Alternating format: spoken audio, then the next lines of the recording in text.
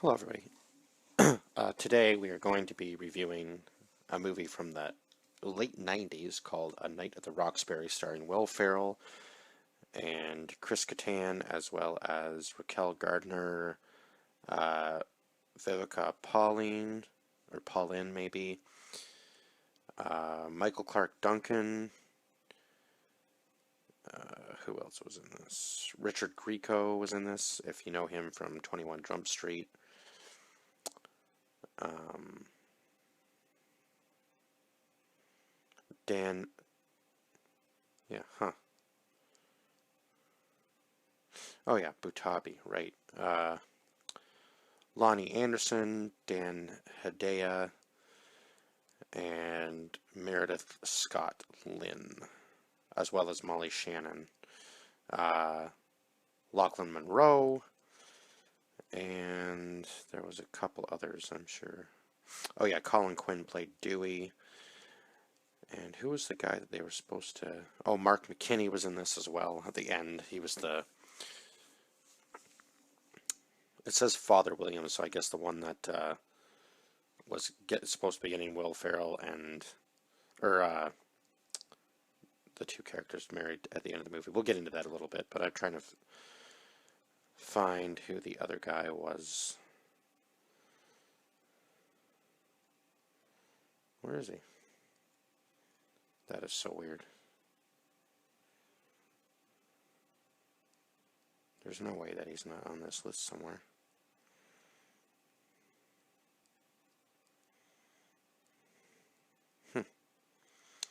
Oh, come on. He's got to be. That just seems weird that he's not anywhere on here. There's no way he was uncredited. The guy who owned the Roxbury Club. That just wouldn't make any sense.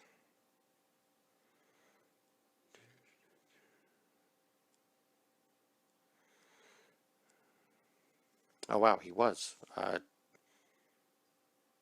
Chaz Palminteri played Benny Zadir, who was the owner of the club. Yeah, that's weird that he was uncredited.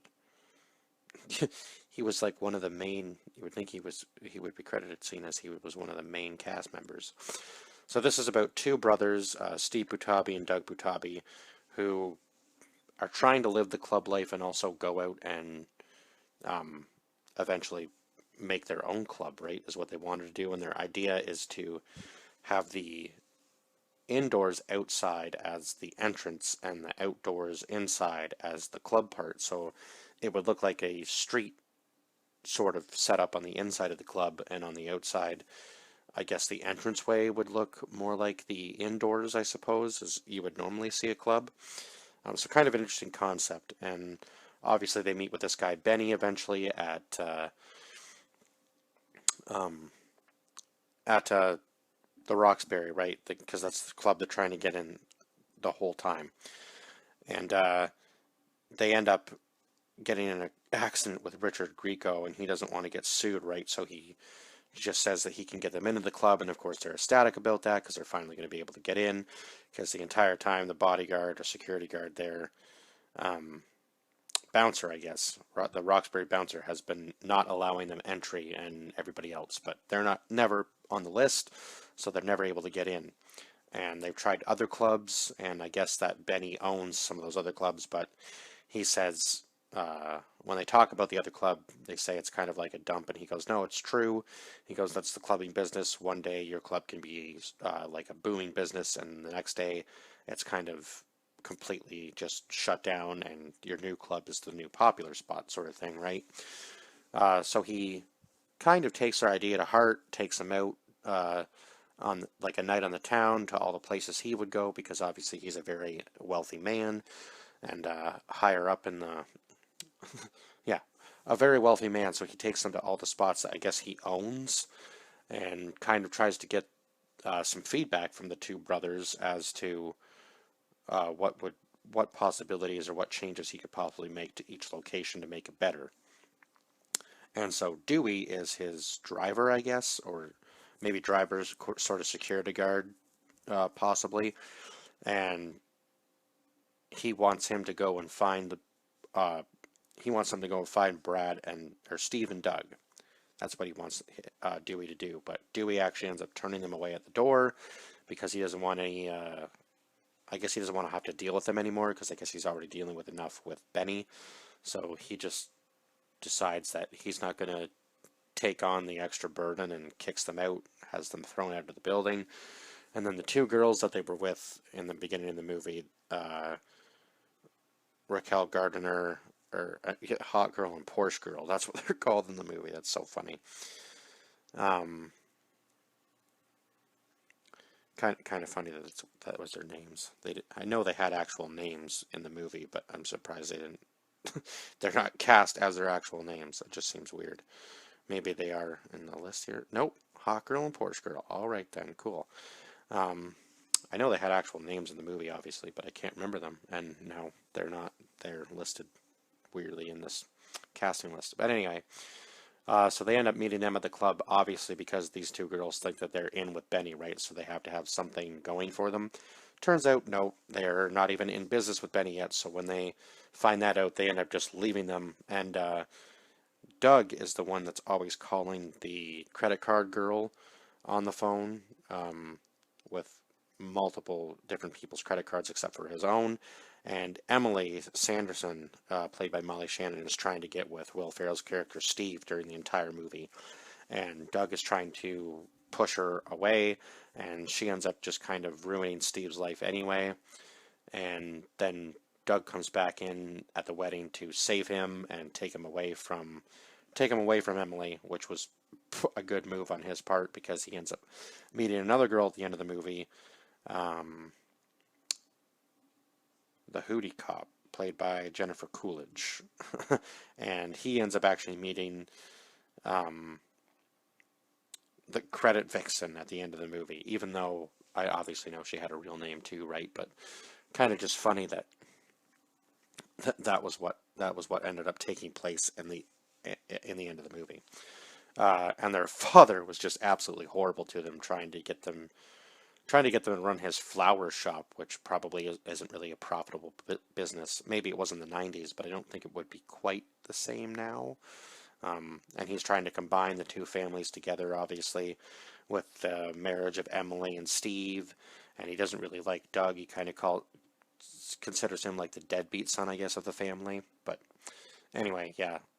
Eventually, all things work out for the two sons, and they can actually start their own business because with the help of Benny, they're able to actually turn the club into what they imagined. And when Benny finally sees them again, he goes, "Oh my God, yeah, this is our club now." So, yeah, they are partial club owners, I guess, along with Benny, obviously.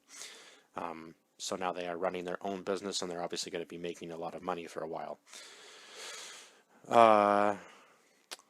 What can I talk about? Obviously, this movie has tons of laughs, so if you've never seen it, you should definitely go watch it because it is, even if you're not a Will Ferrell fan, I believe that these two just had perfect chemistry on screen, and this movie was just really funny.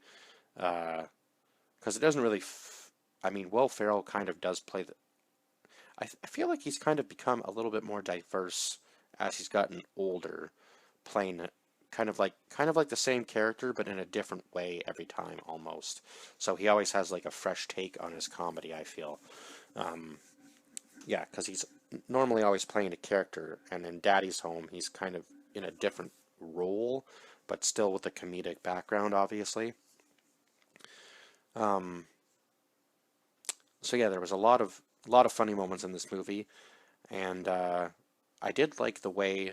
One thing that I wanted to mention now that I'm remembering is kind of the way they broke the fourth wall in this movie a couple times, but it was kind of in a passive way, like when they're doing their dance moves in the car, and the cop pulls them over, and they try to pick up the cop.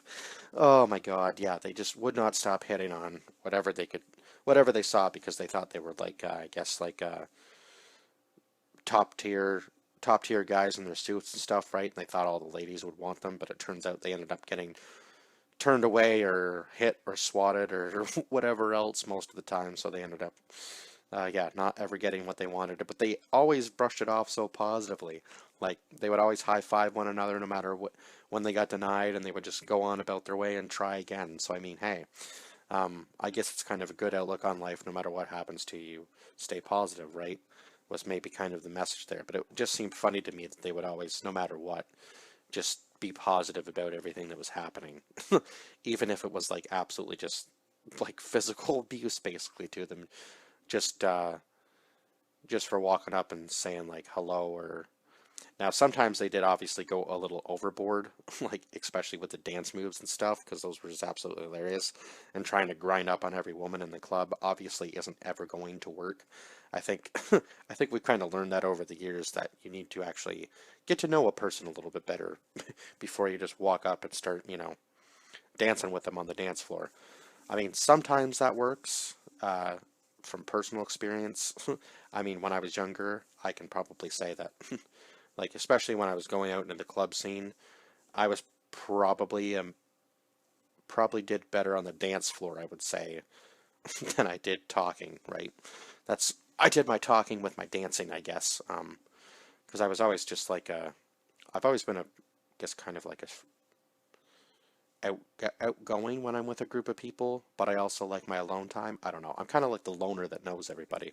That's how I consider myself, right? But I always like to have a good time when I'm out, so I try to be, yeah, I'm kind of like an extroverted introvert. It's weird. I don't know how to describe myself. Those are just the terms that we use now, I guess.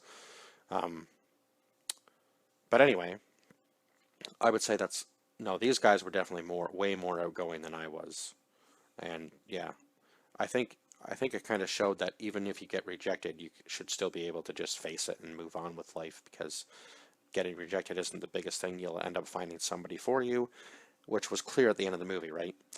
Uh, I think that's pretty much all I can say about this movie. Um, yeah, I think I've pretty much covered everything. Oh, except for the one line that Benny always says to Dewey is, Dewey, did you just, no matter who he's around, he goes, did you just grab my ass? And then they go, no. And he's like, you can if you want to, or something, or just like something to that effect, or are you sure? Pretty sure I felt something like that. And it was just so weird and out of the blue every time he did it. Um, especially when Dewey's like way across the room. That was the one that made me laugh the most, where he goes, Dewey, did you just grab my ass? And he goes, sir, from where I'm standing, that's a physical impossibility. And he goes, Dewey, I know your secrets. Just, oh my God, I was just laughing so much at that. I think that's what he says.